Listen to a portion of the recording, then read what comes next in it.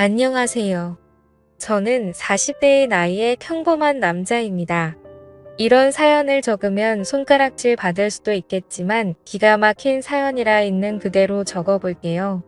저는 4년 전에 처남댁을 처음 뵙게 되었습니다. 그리고 사실 처남댁과 저와는 1년 넘게 몰래 만남을 가져오고 있네요. 일단 과거 이야기부터 시작하겠습니다. 처남은 결혼할 여자라며 우리 집에 아가씨를 한 명 데리고 왔었습니다. 그때 처남이 데려온 여자친구를 보고 아내의 눈빛이 불안하게 떨리는 것을 캐치하게 되었었죠.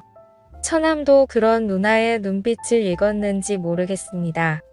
저는 아내가 입양하라는 사실을 알고 있었습니다.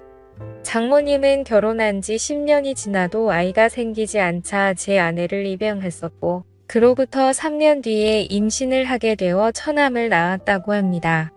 어릴 적부터 둘의 사이는 누구보다 끈끈했다고 하더라고요. 아무튼 아내가 정성껏 차린 식사를 함께 하면서 처남 되게 될 여자를 조용히 바라봤습니다. 다소곳하게 다리를 모으고 앉아서 얌전하게 식사를 하는 처남 댁은 너무 순진해 보이고 예뻐 보였습니다. 하지만 어색한 시간이 조금 지나고 보니 성격은 매우 쾌활했습니다.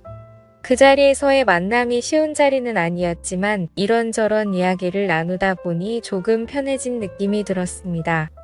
처남 댁은 제게 맥주를 따라 주었고 저는 묘한 기분이 들면서 이상하게도 처남 댁에게 관심이 가기 시작했습니다. 처남은 지금 다니고 있는 회사에서 처남 댁을 만나서 결혼 준비를 하였고 우리 네 사람은 곧잘 어울려 다녔습니다. 처남은 나를 매형으로 아주 좋아하고 있었고 처남 댁도 아내에게 언니라고 부르며 친해지려는 노력을 하는 것이 보였습니다. 하지만 아내는 그런 처남 댁을 은근히 밀어내며 촉을 세우는 것이 보이더라고요. 아내가 왠지 모르게 처남 댁을 시기 질투하는 것처럼 보였습니다. 지나가는 말투로 처남 댁에게 왜 그렇게 쌀쌀 맞게 대하냐고 물어봤더니 그 후로는 태도가 돌변해서 더 이상 처남 댁에게 차갑게 대하지 않더라고요. 그날 이후로도 뭔가 이상한 게 느껴졌습니다. 처남과 처남 댁이 결혼하기로 한 후로 아내는 굉장히 신경이 날카로워진 것이 느껴지더라고요. 자기의 사랑스러운 남동생을 그 여자에게 뺏겼다는 일종의 질투심인가 보다 하고 넘기고 싶었는데 아내는 식탁을 치우다가도 잠이 들기 전에도 멍을 때리는 모습을 보였습니다. 그러더니 어느 날은 샤워를 마치고 침대에 갔더니 아내가 이불을 뒤집어 쓰고 울고 있더라고요. 그때는 왜 그러지 싶었습니다. 이후 처남은 많은 사람들의 축복을 받으며 결혼을 올렸죠. 아내는 처남을 사랑스러운 눈빛으로 바라보며 축하해줬고 우리 아파트 단지에 처남의 신혼집을 장만했습니다. 처남 댁은 형제가 없어서 그런지 우리 부부와 어울리는 것을 좋아해서 그런 결정을 내렸던 거죠. 결혼 전에 집을 알아볼 때 혼수를 장만할 때 집계약을 할 때도 우리 부부와 함께하고 의지했습니다. 처남 댁은 나를 보며 부모부가 너무 의지된다고 하면서 감사 표현을 하더군요. 두 남매의 관계가 수상하다고 생각이 들 때쯤 처남 댁에게 전화가 걸려왔습니다. 우리 부부는 아직 아이가 없었지만 아이를 낳게 되면 처남 댁이 나에게 고모부라고 부르는 것이 맞기 때문에 미리 고모부라고 호칭했습니다. 반갑게 전화를 받았고 처남 댁은 나에게 할 말이 있다고 했습니다. 저는 처남 집으로 가서 얘기하면 되냐고 했더니 고모부 회사 근처에서 만나자고 했습니다. 저는 처남 댁이 왜 나를 만나자고 하는지 목소리를 듣고 조금은 감이 왔습니다. 회사 옆 커피숍에서 처남 댁을 만났습니다. 처남 댁은 나에게 미안한 기색이 역력했습니다. 처남 댁은 처남의 행동이 좀 수상하다고 하더라고요. 전화를 안 받을 때도 있고 한밤중에 누구와 통화를 할 때도 있다고 하는 것이었습니다. 처남 댁은 처남에게 무슨 일이 있냐고 물어본 적이 없고 혼자 끙끙 앓다가 저를 찾아온 것이었죠. 가정생활에 불안함을 느낀 처남 댁에게 알 수 없는 미묘한 감정을 느낀 나라는 놈도 참 늑대 같다는 생각이 들었습니다. 처남댁은 남편이 바람을 피운다는 사실보다 버림받을지 모른다는 불안한 마음이 더 큰 것 같았습니다. 그런 처남댁이 너무 가엽게 느껴지더라고요. 어딜 봐도 믿질 게 없는 결혼을 한 처남댁이 왜 그런 생각을 하는지 안타깝기만 했습니다. 그래서 지금 이상한 행동을 하는 건 처남인데 왜 처남댁이 더 불안해하고 겁을 먹고 있냐고 화를 냈습니다. 처남댁은 안 그래도 속상한 마음에 나를 찾아왔는데 나에게 쓴 소리를 들으니 속이 상한지 눈물을 보이더군요. 처남댁은 버스 타고 집에 가겠다고 했지만 잘 달래서 제 차에 태웠습니다. 처남댁은 고모부님과 따로 만나서 털어놓으니 의지가 된다고 감사하다고 하더군요. 저는 작은 고민이라도 함께 나누고 싶다고 했습니다. 처남댁은 그런 내가 오빠같이 느껴진다며 웃어 보이는데 그 미소를 보자마자 가슴이 떨리더라고요. 그날 처남댁을 차에서 내려준 뒤 처남은 정말 못할 짓을 하고 있다고 나쁜 놈이라는 생각이 들었습니다.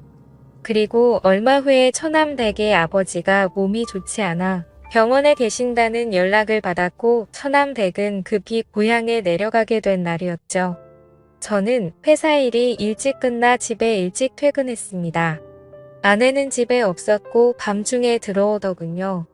어디 갔다 오냐고 물었더니 평소에 듣는 사람이 웬일로 일찍 들어왔냐고 당황해하는 것이었습니다.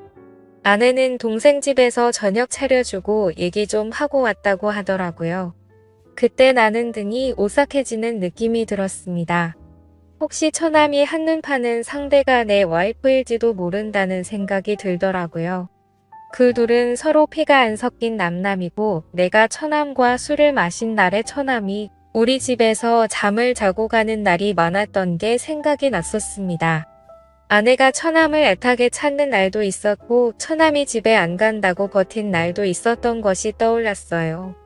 저는 퍼즐 조각이 맞춰지는 듯한 느낌을 받았습니다.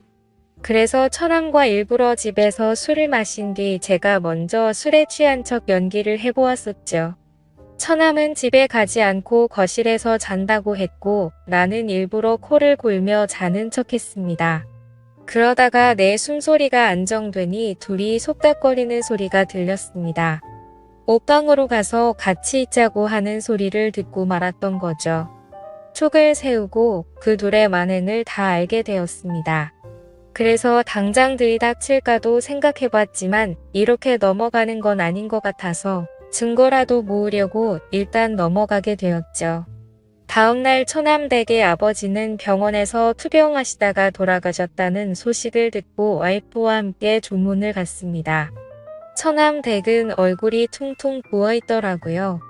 너무 많이 울어서 정신을 못 차려서 우리가 좀 쉬라고 했지만 고집을 꺾지 않았습니다.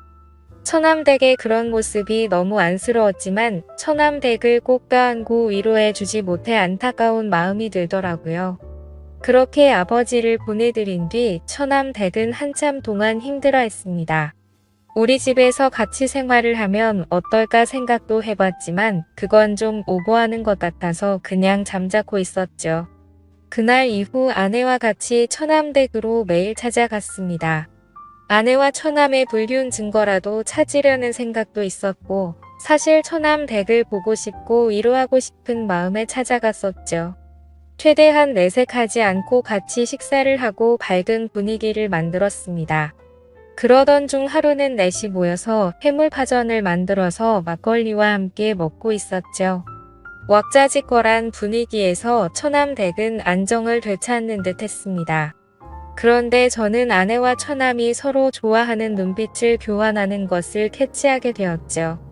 증거를 더 찾아야 해서 내색할 수 없었지만 이제 확실하게 알았습니다. 그리고 처남댁이 자꾸 신경 쓰이기 시작하더군요. 저도 모르게 점점 더 처남댁에 대한 마음이 커져갔고 도저히 참지를 못하고 어느 날 저녁에 연락을 했습니다. 처남댁에게 알려줄 게 있는데 처남과 아내에게는 알리지 말고 조용히 만나자고 했죠. 처남댁에게 저녁을 같이 먹자고 했고 처남댁은 흔쾌히 알겠다고 하더군요. 우리 둘은 조용한 레스토랑에서 만났고 요즘 어떻게 지내냐고 물었습니다. 아버지가 유독 자기를 예쁘게 대해줬는데 그런 아버지를 떠나 보내서 슬픔이 무척 컸었다네요. 그래도 요즘은 저희 덕분에 좀 많이 나아졌다고 했습니다. 그래서 어렵게 저는 말을 꺼내고 말았죠. 사실은 아내와 처남이 친남매 사이가 아닌데 만남을 가지는 것 같다고요. 그러자 처남 댁도 이 사실을 눈치챘는지 자신도 이미 알고 있었다고 했습니다. 그런데 자신도 증거물을 찾기 위해서 역겨운 생활을 이어가고 있다고 하더라고요. 그래서 처남댁과 저는 같은 상황에 처했는데 우리라도 서로에게 힘이 되자고 말했고 살면서 어려운 일 있으면 언제든 얘기하라고 했죠. 그렇게 저희는 이야기를 더 이어갔고 와인을 마시기 시작했습니다. 그런데 처남 댁이 술에 취해서 그런지 눈물이 글썽거리더라고요. 그래서 저는 얼른 옆자리로 자리를 옮겼고 그녀를 토닥여 주면서 위로해 주었습니다. 그 순간 기분이 묘해졌고 저도 모르게 그녀에게 제 마음을 솔직하게 말을 했죠. 사실 처음 보는 순간부터 좋아했다고 고백을 했고 처남 댁과 또 데이트하고 싶어요 라고 말을 했습니다. 처남 댁은 우리 이러면 안 되는 거 아니냐고 저를 밀어내더군요. 그래서 저는 처남 댁의 눈을 똑바로 보면서 나를 의지하고 있지 않냐고 물었습니다. 그제서야 처남 댁은 흐느껴 울면서 나에게 기대더군요. 저는 그런 처남 댁을 안아주었고 우리는 서로의 사랑을 확인하고 연인이 되었습니다. 그리고 저희의 만남은 비밀로 하자고 했고 서로가 저 남매라는 가면을 쓴 더러운 인간들 증거를 모아서 이혼을 하자고 했네요.